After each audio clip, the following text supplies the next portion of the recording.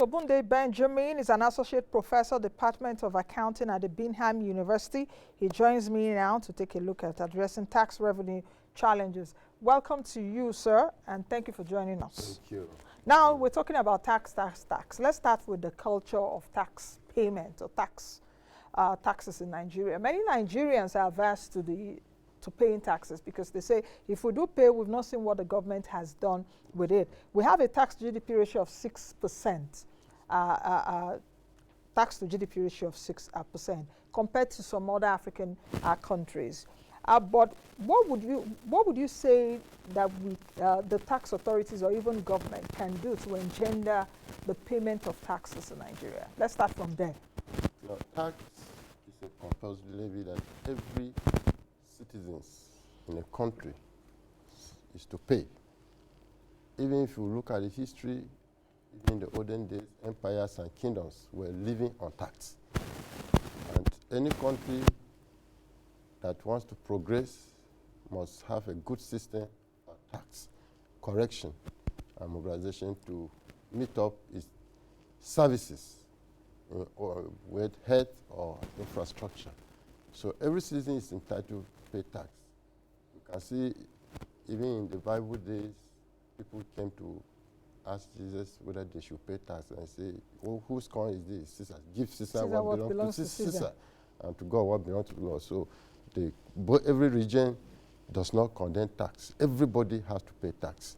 So the tax system in Nigeria needs to be put in place to see that every taxable adult, every corporate soldier entitled to pay tax must pay tax. Now the question is where government is getting taxes from now, VAT, withholding tax, CIT, more is still said to be done for PIT because most of these taxes are taken from source.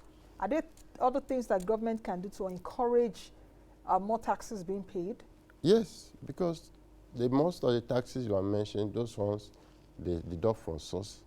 But there are a lot of other taxes there that government should develop strategy or automate systems that they will collect those taxes, because the ones that are being deducted from source, there's a fair solution, there's a reduced area evasion or avoidance, and so more effort should be devoted by government at federal level and at state level to see that the other taxes too, there's a technology that should be developed by now to see that they are collected, they are mobilized and collected, and then being put into the system to develop the economy and other necessary infrastructures that are decaying because of lack of tax revenue, which is the major source of revenue that every country, anywhere in the world, depends on. What would you say about the call for a holistic harmonization of the taxes, especially by the Joint Tax Board? I've anchored different programs for CITN, for example. Even, was it ICANN had its conference just a few weeks ago and also did call for harmonization by Joint Tax Board. What are your views on this, really? No, like recently the issue of multiple tax authorities or agencies or collecting tax, which is causing a lot of problem of effective mobilization and correction. The Federal Inland Revenue, the State Inland Revenue Board, the Joint Tax Board, who is the medium to mediate to see that taxes at each level are properly being corrected. The harmonization or tax correction would be a way out to streamline the taxes that are supposed to be collected by the state and the ones that are for the Federal Inland Revenue should be a clear demarcation. Like recently, now the new, before if you are an FCT resident, they say Federal Inland Revenue Tax is your tax authority. But now FCT, to regard it as a state of its own, they have their own tax authority that collect taxes for FCT. So I think the harmonization will enhance for effective tax correction. And it can't just be possible without automation, because now we have IPPIS, we have Treasury, we have Genius. All those are computer software that are there to reduce some leakages or issue of payments or whatever. So taxation being one of the revenue that every state, every country depends on, there should be an attention of educating, bringing more technology, e-tax system, automated tax system, that every taxable source of tax must be automated, how it will be collected, not passing through so many mediums or tax officers that there will be leakages, there will be non-remittance. That has to be reduced. How do you think that states can really, what they can do to increase their tax revenues, but in a very meaningful and humane way? Because we know that in some states, for example, a lot of like business people complain about the various, they don't even know who to pay the correct taxes to. They come to your shop today, they say you paid social levy, you pay. Another person comes tomorrow, you say you pay social levy, you pay. But I also understand that Lagos collects more taxes. I think FCT, Rivers, Delta, which other state again? You know, those are the states that really dominate in terms of Nigerians paying taxes, because I think in 2021, 1.23 trillion naira was collected from Nigerians as taxes. But there's that tendency for Nigerians to pay more. But we've raised that issue earlier, because you can't tell me to pay taxes when I can't see road and do social amenities. But what can states do to increase tax revenues in a very humane way? And I chose my word.